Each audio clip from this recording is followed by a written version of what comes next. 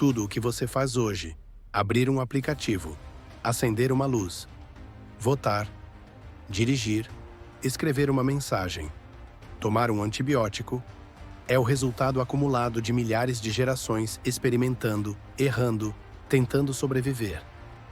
A história não é um monte de datas desconexas. É a corrente que liga cada momento ao próximo. E se pudéssemos percorrer, em pouco mais de 40 minutos, os marcos que explicam por que vivemos em megacidades conectadas, por que falamos em direitos humanos, por que existe internet e até por que várias fronteiras estão onde estão, você vai perceber padrões, como ideias nascem, como impérios emergem, por que colapsam e qual é o preço do progresso. Bem-vindo ao canal O Mundo Dia a Dia. Aqui a gente pega os grandes capítulos da humanidade e transforma em narrativa clara, visual e útil para entender o presente. Se história te fascina, ou se você quer usar a história para pensar futuro, já se inscreve e ativa o sininho. Isso ajuda este primeiro vídeo a alcançar mais pessoas e dá sinal verde para a série.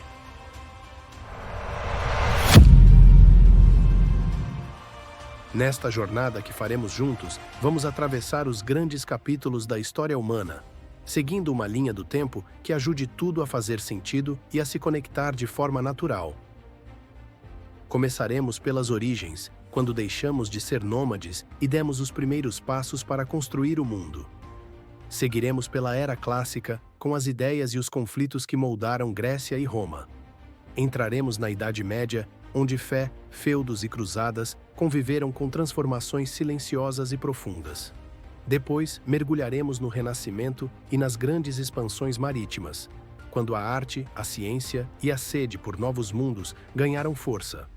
Na sequência, as revoluções científica, política e industrial nos levarão ao nascimento do mundo moderno.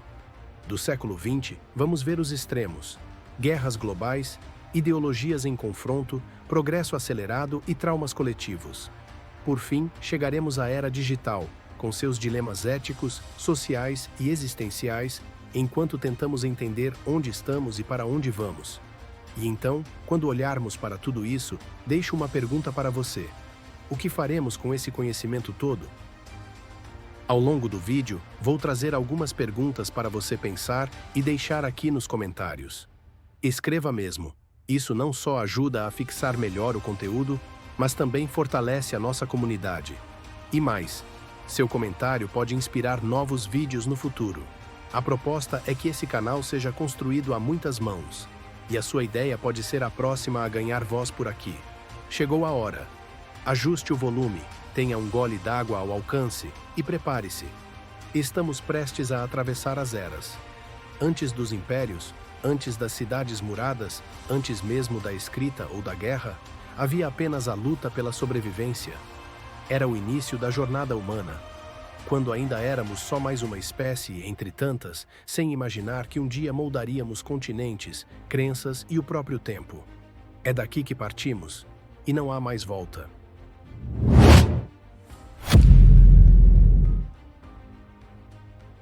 Há cerca de 200 a 300 mil anos, na vastidão da África, surgiram populações de Homo sapiens que já se pareciam, por dentro e por fora, conosco. Eles não tinham mapas, bússolas ou escrita, mas tinham algo poderoso: uma memória coletiva e uma capacidade cada vez maior de criar e compartilhar símbolos, gestos, sons, histórias. Isso nos tornaria únicos entre todos os outros seres vivos. Mais do que ferramentas de pedra aperfeiçoadas, a grande virada foi nossa habilidade de contar histórias. Literalmente, com elas conseguimos fazer o que nenhuma outra espécie fazia: unir grupos grandes em torno de mitos, tabus, crenças e identidades coletivas. Essa infraestrutura simbólica permitiu uma flexibilidade social inédita. Enquanto outros hominídeos se organizavam em grupos limitados pelo contato direto, nós podíamos cooperar com milhares de desconhecidos, porque acreditávamos nas mesmas ideias. Com o tempo, nossos antepassados começaram a migrar, primeiro para o Oriente Médio, depois para a Europa, Ásia, Oceania, até cruzarem a Beríngia e chegarem às Américas. Cada novo ambiente apresentava desafios. climas extremos, animais desconhecidos, doenças inesperadas. E cada desafio exigia algo que faríamos como ninguém: nos adaptar. Nossa flexibilidade biológica e cultural era, e ainda é, nossa maior arma evolutiva.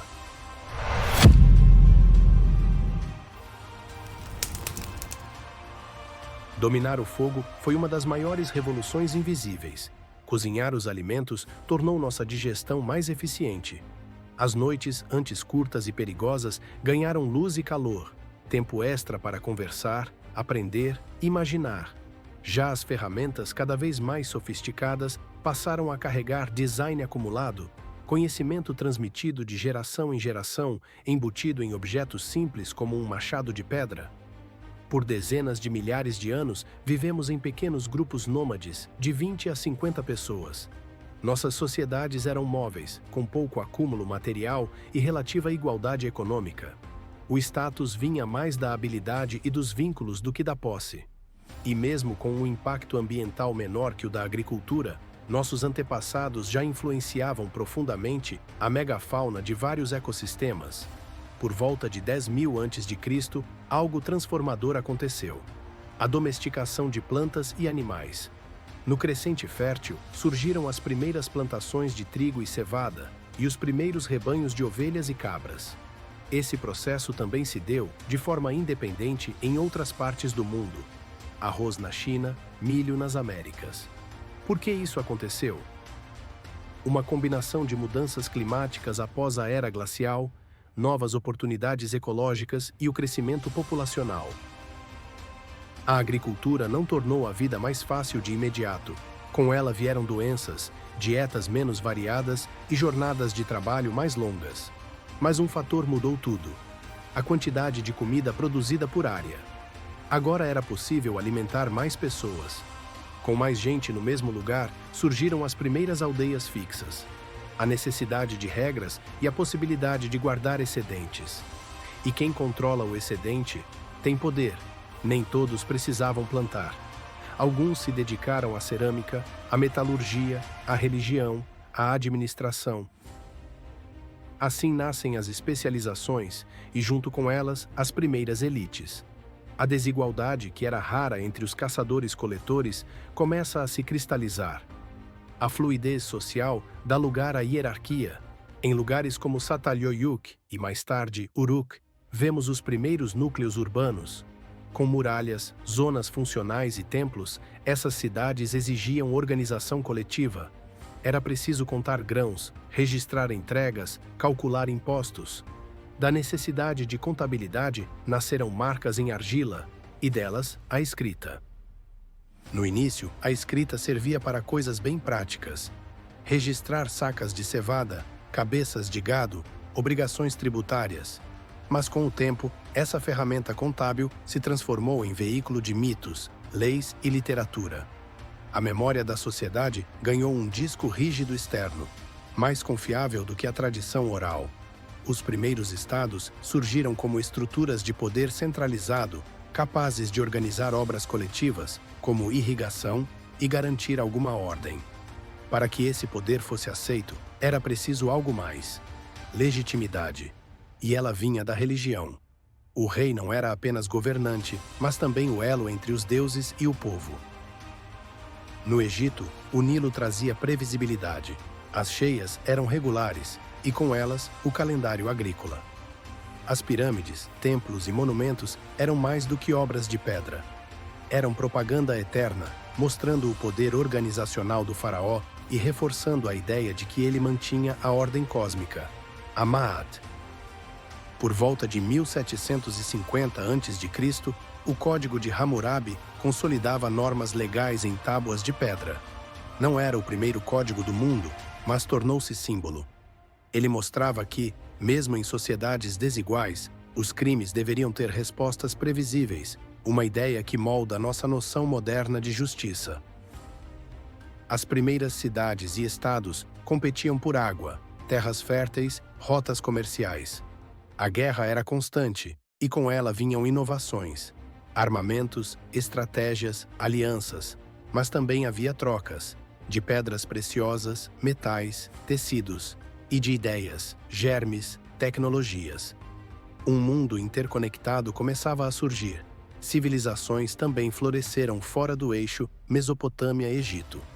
No Vale do Indo, as cidades tinham planejamento urbano e sistemas de drenagem. Na China, as primeiras dinastias organizavam impérios agrícolas. Na Mesoamérica, os olmecas erguiam cabeças colossais e criavam calendários complexos. A civilização nunca foi exclusividade de um lugar só. As religiões politeístas explicavam o que era invisível: o clima, as colheitas, a morte. Elas também reforçavam a ordem social.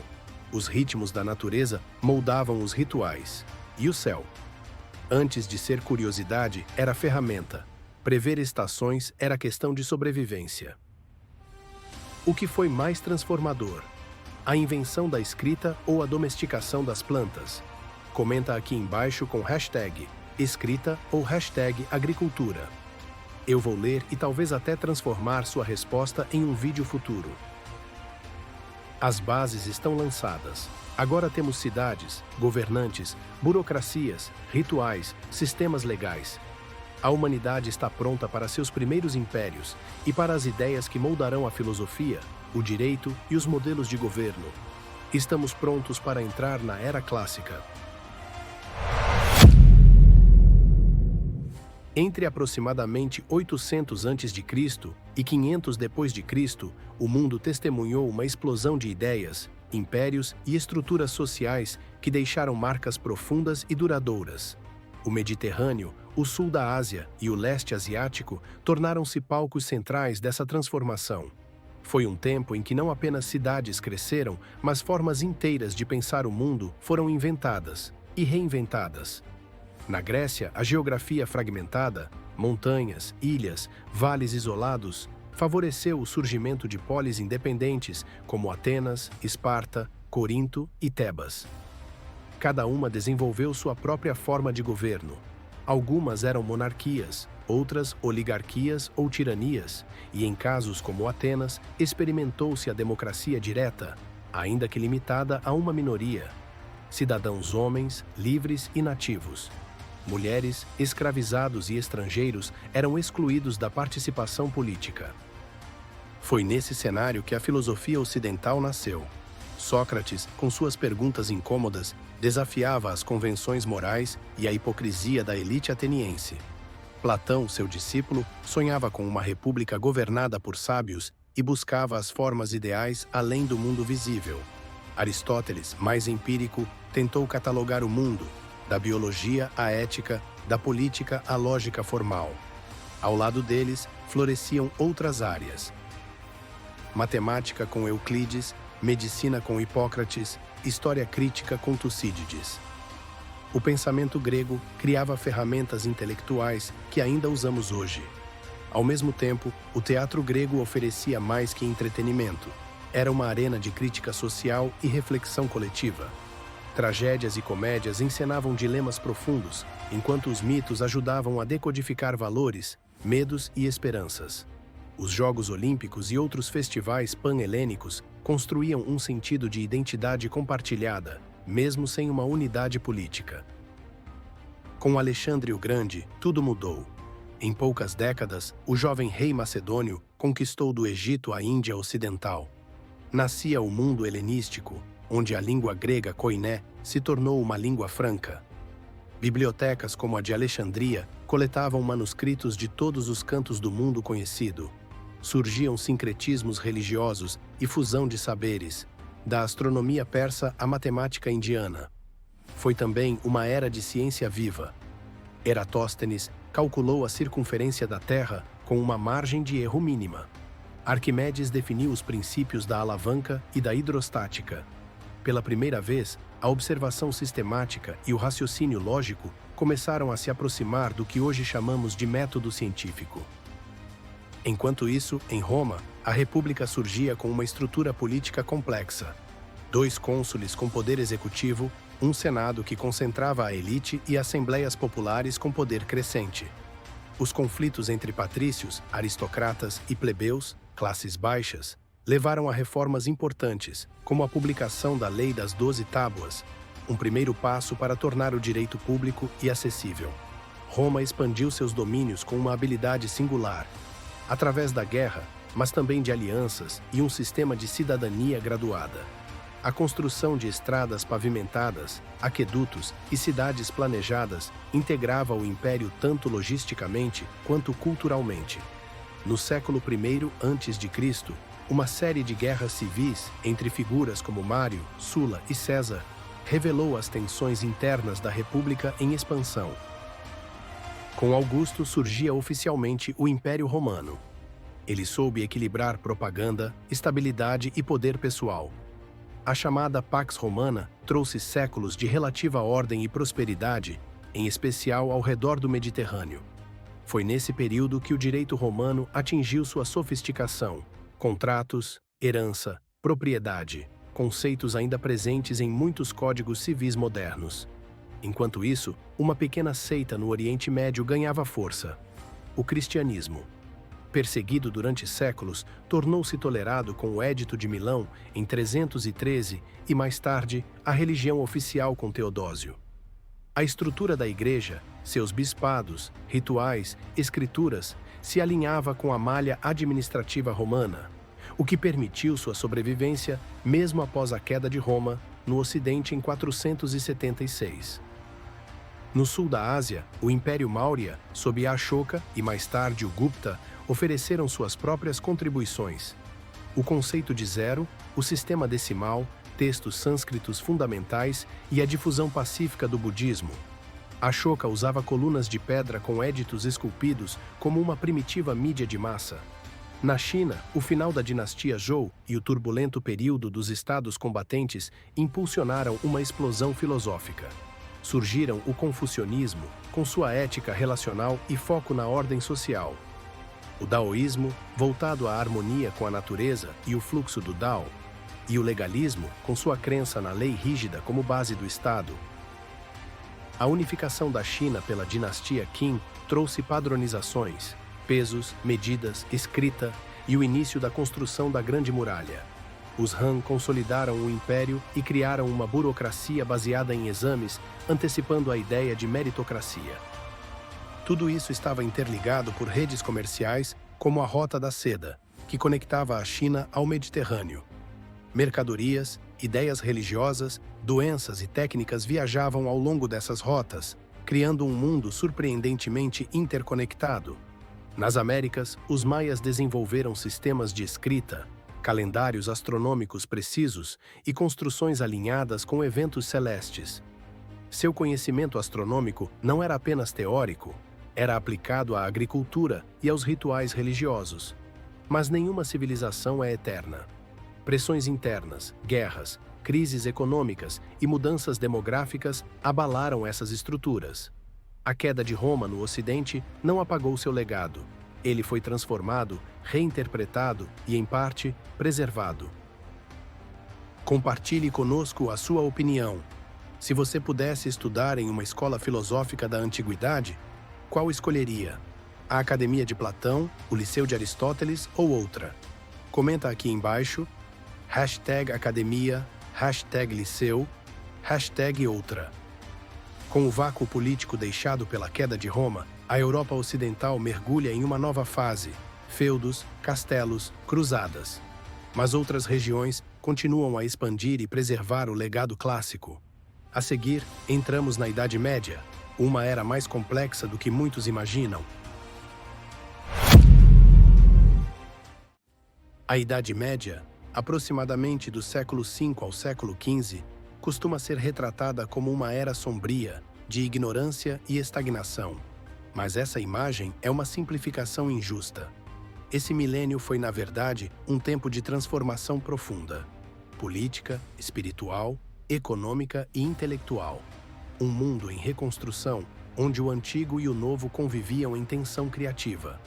Com a queda do Império Romano do Ocidente em 476, a Europa entrou em um processo de fragmentação. Cidades diminuíram, rotas comerciais foram interrompidas e o poder político passou a ser mais local. Assim nasceu a Ordem Feudal, uma sociedade baseada em relações de lealdade pessoal entre senhores e vassalos. terra era a moeda mais valiosa e quem a controlava exercia autoridade. Nessa nova ordem, o castelo não era só moradia. Era fortaleza, centro administrativo e símbolo de poder. A maior parte da população vivia no campo, em vilas ao redor desses domínios, trabalhando para senhores em troca de proteção. Mas mais do que senhores e servos, havia também a igreja, a estrutura mais estável e influente da Europa medieval. O cristianismo se consolidava como força espiritual e política. Mosteiros eram centros de cultura, agricultura e preservação do saber antigo. Monges copiavam manuscritos, mantinham bibliotecas e registravam crônicas. Em silêncio, eles eram os guardiões da memória ocidental. A igreja não era apenas um espaço de culto, era também estado paralelo. O Papa podia excomungar reis e convocar cruzadas. As catedrais, erguidas ao longo de séculos, eram verdadeiros arranha-céus da fé, esculpidos em pedra. Por trás de vitrais coloridos e arcos ogivais, pulsava um projeto grandioso: levar o sagrado ao povo através da arte e da arquitetura. Nesse cenário, surgem os santos, os relicários, as peregrinações e o medo do inferno. A religião moldava o cotidiano, do calendário à justiça, do nascimento à morte. O poder político oscilava entre reis, nobres e imperadores. O Império Carolíngio, sob Carlos Magno, tentou reconstruir a ideia de Império Romano Cristão.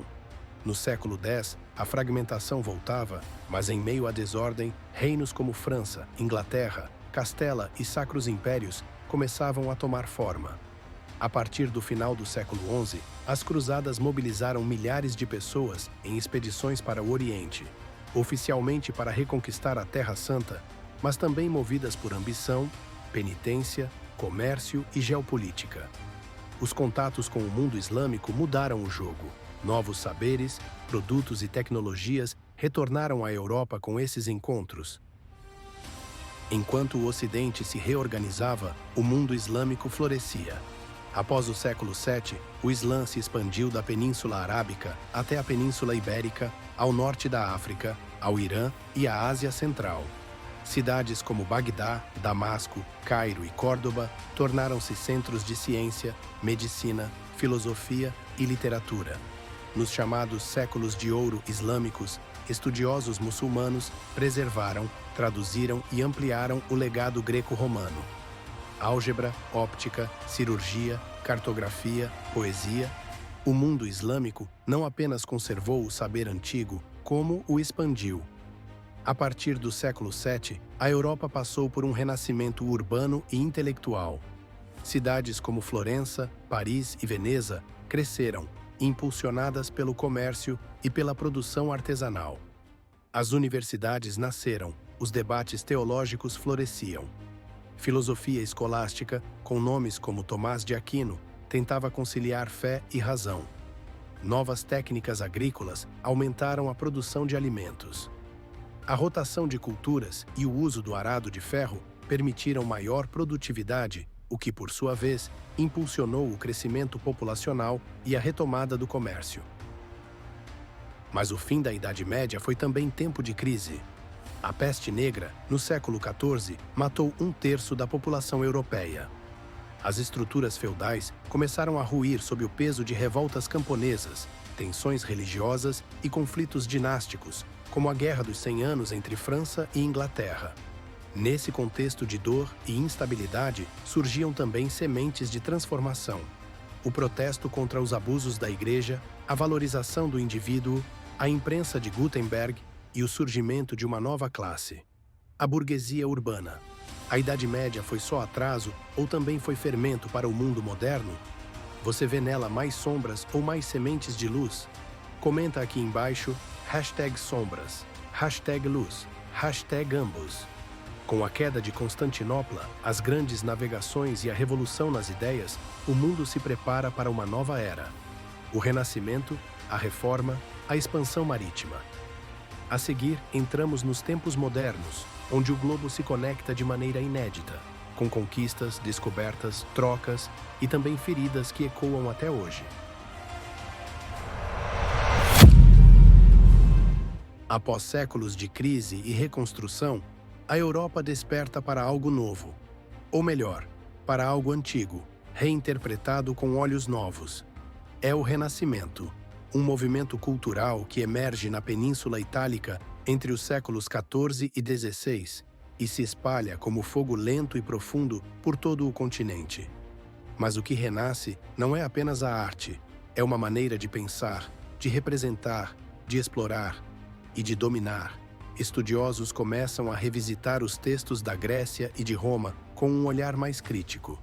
Filólogos comparam versões, corrigem erros, caçam manuscritos perdidos.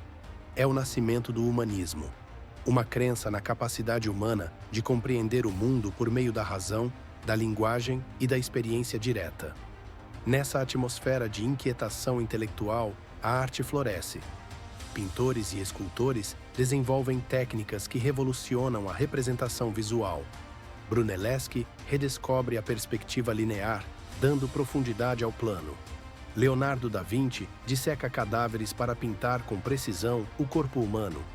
Michelangelo esculpe mármore como se fosse carne. O Renascimento é, ao mesmo tempo, ciência e poesia.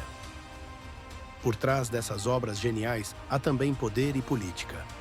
Famílias como os Médici investem fortunas em artistas, não apenas por amor à arte, mas para projetar prestígio, influência, eternidade. O mecenato transforma a arte em capital simbólico. Um quadro pode legitimar uma dinastia, uma cúpula representar a glória de uma cidade. Enquanto o homem renasce no papel e na pedra, o mapa do mundo começa a se expandir. Tecnologias náuticas como o astrolábio, a bússola magnética e a caravela com vela latina permitem que marinheiros europeus se aventurem cada vez mais longe, além do horizonte conhecido. Portugal contorna a África e alcança as Índias com Vasco da Gama. A Espanha aposta em uma rota ocidental com Cristóvão Colombo, abrindo caminho para o que será a colonização das Américas. Inicia-se aqui a primeira globalização, violenta e desigual, marcada por encontros, conquistas, destruições e trocas inesperadas. Milho, batata, tomate, cacau e tabaco, até então desconhecidos na Europa, passam a circular por todo o mundo. Em troca, cavalos, trigo e doenças como a varíola cruzam o Atlântico, devastando populações indígenas. É a troca colombiana, uma reconfiguração profunda dos ecossistemas, dietas e demografias globais. Com as terras recém-descobertas, impérios europeus constroem plantações voltadas à exportação, como o açúcar no Caribe e o algodão mais tarde no sul dos Estados Unidos. Para sustentar esse sistema, milhões de africanos são sequestrados, traficados e escravizados. Nasce o comércio triangular entre Europa, África e Américas, uma rede que injeta capital nas metrópoles e derrama sangue nas colônias. O custo humano é incalculável. Em 1517, um monge alemão chamado Martinho Lutero desafia a autoridade da Igreja Católica, critica as indulgências, questiona dogmas, traduz a Bíblia para o alemão e, sem querer, inaugura uma nova era, a da Reforma Protestante. A imprensa de Gutenberg espalha suas ideias como pólvora. Novas igrejas surgem. A fé se fragmenta. A resposta vem com a Contra-Reforma. O Concílio de Trento reafirma os dogmas católicos, enquanto ordens como os jesuítas espalham catequese e educação em larga escala. A Europa se divide não apenas em territórios, mas em visões opostas de Deus, do homem e do poder. Nesse mesmo século, algo ainda mais profundo começa a germinar. Uma revolução no modo de entender o universo. Copérnico propõe que a Terra gira em torno do Sol. Kepler descreve órbitas elípticas. Galileu observa crateras na Lua e luas em Júpiter. Newton sintetiza tudo com sua teoria da gravitação. Pela primeira vez, o cosmos parece ordenado por leis naturais, não apenas pela vontade divina. No século XVIII, as ideias científicas e filosóficas convergem num novo projeto intelectual, o Iluminismo. Racionalidade, liberdade, progresso. Montesquieu propõe a separação de poderes. Locke defende os direitos naturais. Rousseau fala em soberania popular. As ideias saem dos livros e vão parar nos panfletos, nos cafés, nos salões e nas ruas. A enciclopédia de Diderot busca condensar todo o saber humano. Conhecimento deixa de ser privilégio e passa a ser arma. Arma contra a ignorância, a tirania, o dogma. Uma pergunta para você. Se tivesse que escolher uma revolução do pensamento para viver de perto, você escolheria testemunhar a invenção do telescópio com Galileu ou a invenção da imprensa com Gutenberg? Comenta aí. #telescópio ou #imprensa. Mas ideias, por mais poderosas que sejam, não bastam sozinhas. Elas se tornam explosivas quando encontram pólvora e fome. É isso que vem a seguir. Revoluções políticas e industriais vão redesenhar o mapa, os regimes, os ritmos do tempo e o lugar do ser humano no mundo. Prepare-se, o mundo vai acelerar.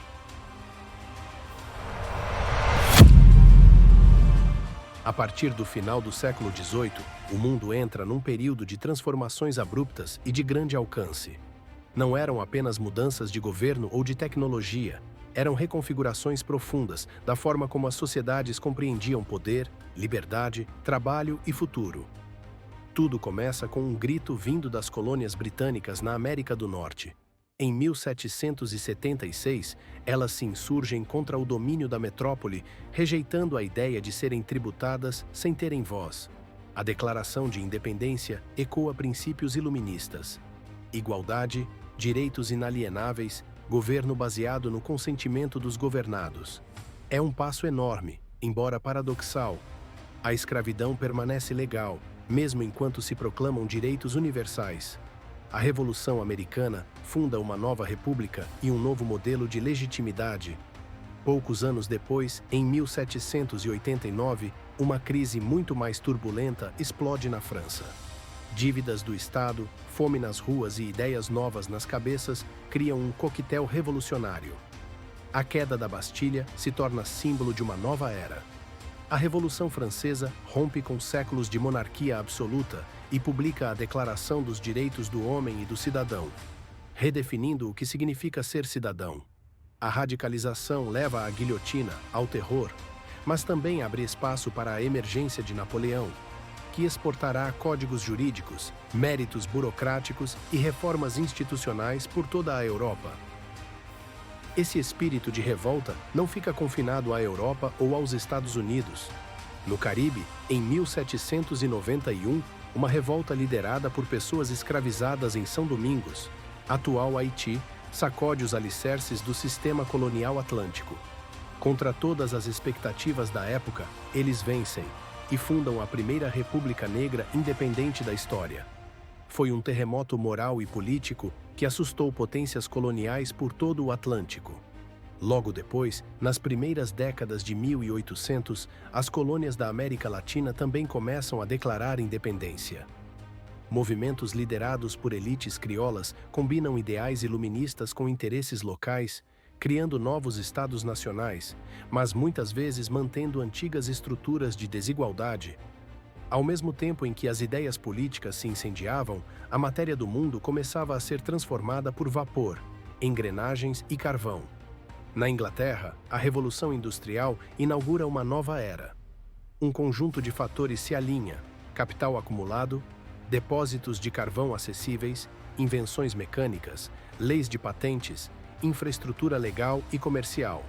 Máquinas têxteis substituem artesãos, locomotivas conectam cidades, e o ritmo do trabalho é ditado pelo relógio, não mais pelo nascer e pôr do sol. As cidades crescem rapidamente, mas sem planejamento. Faltam esgoto, luz, transporte, higiene. Epidemias e superpopulação tornam o ambiente urbano um desafio permanente. Trabalhadores enfrentam jornadas extenuantes, baixos salários e total ausência de direitos.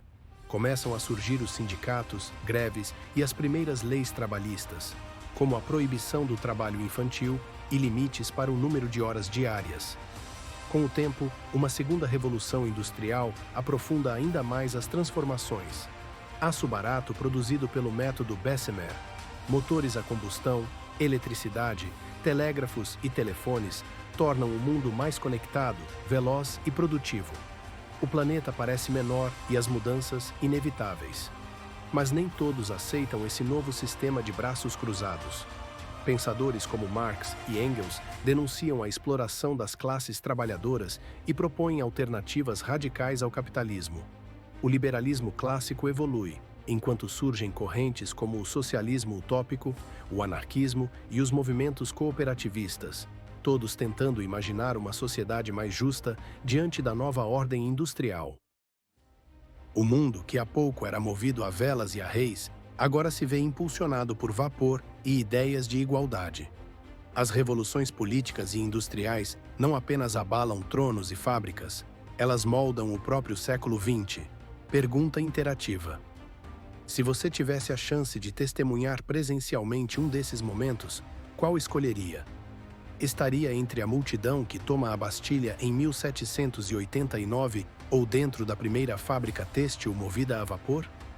Comenta com #Bastilha ou #Fábrica. Quero ver onde a sua curiosidade te leva. Mas revoluções nem sempre criam estabilidade. Muitas vezes, elas pavimentam o terreno para novos conflitos. E é isso que veremos a seguir. Como o nacionalismo, a industrialização e a rivalidade entre potências culminaram nas maiores guerras que o mundo já enfrentou.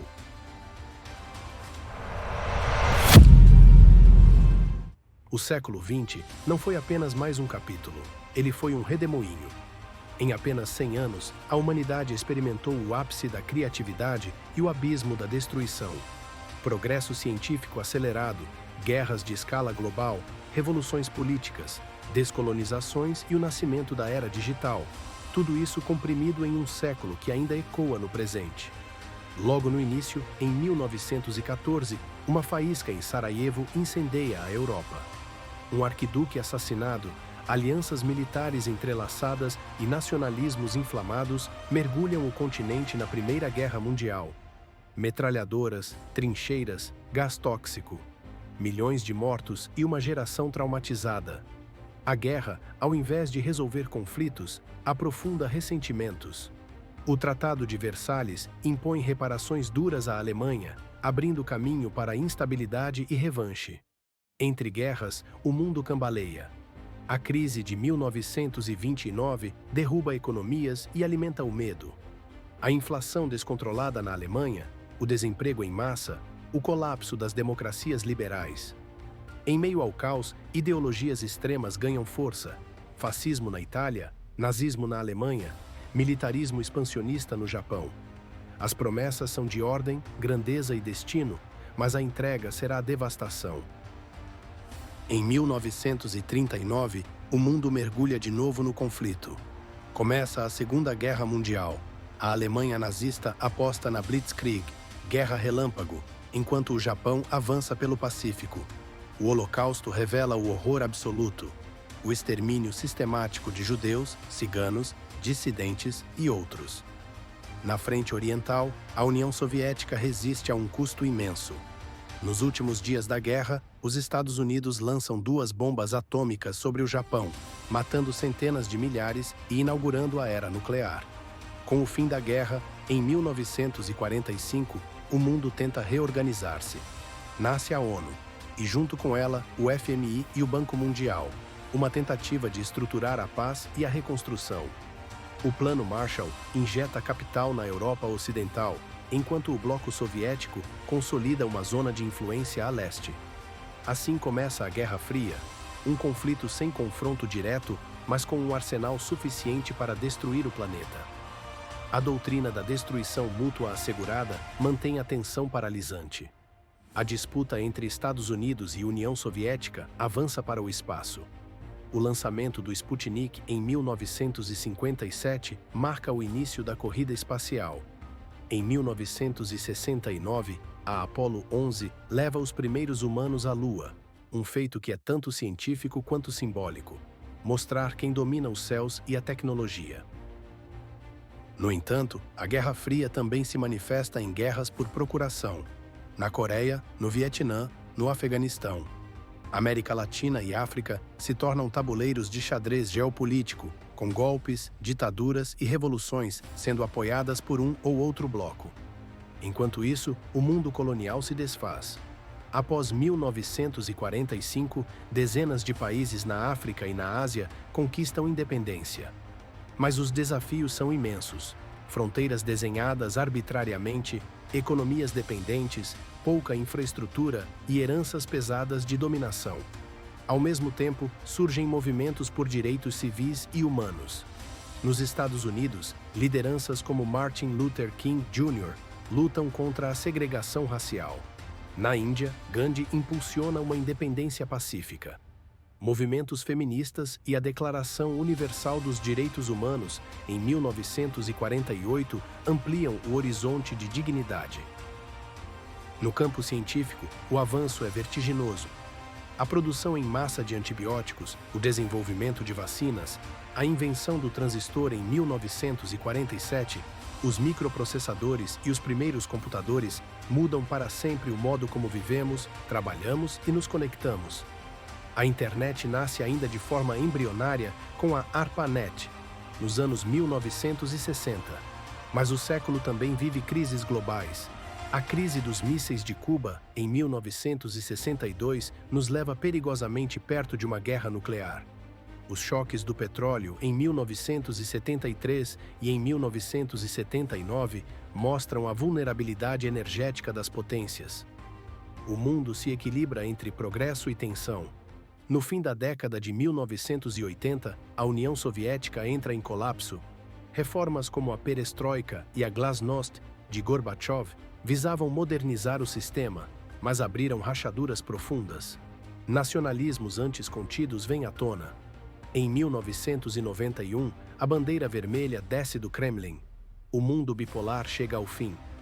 A hegemonia passa momentaneamente aos Estados Unidos, mas o século não fecha com respostas, e sim com perguntas.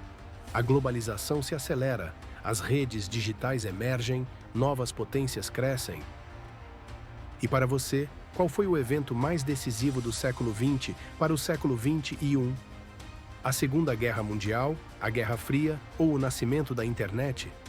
Comente com a hashtag Segunda Guerra Mundial, Guerra Fria ou Internet. Vou usar suas respostas nos próximos vídeos. A partir daqui, entramos em um novo mundo, hiperconectado, veloz, cheio de potencial e também de dilemas profundos. Bem-vindo à Era Digital. No fim do século XX, o mundo já estava mais conectado, mas foi no virar do milênio que a conexão se intensificou em uma velocidade vertiginosa. Satélites, cabos submarinos, cadeias logísticas just-in-time tornaram possível que peças saíssem da China e montagens ocorressem no México para produtos vendidos em São Paulo no dia seguinte. A globalização parecia uma dança precisa, até que choques como pandemias, guerras e gargalos em canais marítimos mostraram o quanto essa coreografia era vulnerável. A revolução da informação reorganizou o mundo invisível. A internet pública dos anos 1990 virou uma aldeia digital, e com a Web 2.0, cada pessoa ganhou voz. Redes sociais transformaram o tempo de atenção em capital algorítmico, monetizado em cliques, polarizações e bolhas. Dados se tornaram o novo petróleo, mas um petróleo que nós mesmos produzimos a cada busca, curtida, localização compartilhada. A inteligência artificial deixou de ser ficção científica e passou a dirigir rotas, sugerir diagnósticos, aprovar empréstimos, escrever textos. Aprendizado de máquina, redes neurais, modelos generativos. Mas com essa automação vieram dilemas. O que acontece quando decisões importantes são tomadas por caixas pretas algorítmicas? Quem responde pelo erro de uma IA médica? O que fazemos com empregos deslocados? A biotecnologia também entrou em cena com força. A edição gênica com CRISPR permite ajustar o DNA como quem edita um texto. As vacinas de mRNA mostraram que respostas médicas podem ser aceleradas, mas também levantaram debates. Até onde podemos ou devemos manipular a vida? Quem decide os limites éticos dessa engenharia? E enquanto tudo se acelera, a crise climática avança. O aquecimento global é a conta atrasada de séculos de carbono acumulado. Eventos extremos, secas, inundações, ilhas submersas, migrações forçadas por clima. A resposta: energias renováveis, baterias de longa duração, captura de carbono. mas ainda sem consenso suficiente nem ritmo adequado. A geopolítica digital cria novos tabuleiros. Cyberataques, espionagem algorítmica, soberania de dados. A internet, que nasceu como rede aberta, começa a se fragmentar. Firewalls nacionais, sistemas paralelos, vigilância estatal e corporativa. O mundo físico e o digital se fundem, com riscos e poderes que atravessam fronteiras invisíveis. A economia do conhecimento avança. Em muitas empresas, o valor não está mais nas máquinas, mas nas ideias, no capital intelectual. E isso exige educação contínua, adaptabilidade, aprendizado permanente. O diploma já não basta, mas enquanto alguns surfam essa nova onda, as desigualdades podem crescer. A automação ameaça postos de trabalho, o reskilling não acompanha. Surgem propostas, renda básica universal, novos contratos sociais.